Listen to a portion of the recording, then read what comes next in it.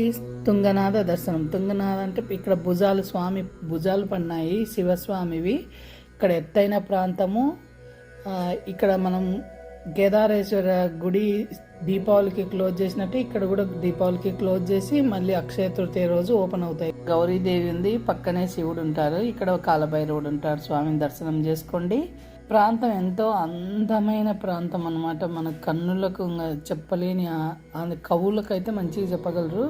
కానీ ఇక్కడ నుంచి మళ్ళీ ఈ తుంగనాథ నుంచి 6 కిలోమీటర్లు పోతే చంద్రశీల అని వస్తుంది. చంద్రశీలలో ఇంకా అద్భుతం, శివుని ప్రకృతి సౌందర్యం ఎంత అద్భుతంగా ఉంటుంది. ఇదే చంద్రశిల లాస్ట్. ఈ అద్భుతమైన దృశ్యాలు చూడొచ్చు. మనమందరం దేవిది ఇప్పుడు ఈ రీల్ ద్వారా చూద్దాం. మళ్ళీ నెక్స్ట్ టైం మనం కూడా వెళ్ళి అందరం స్వామిని దర్శనం చేసుకుందాం.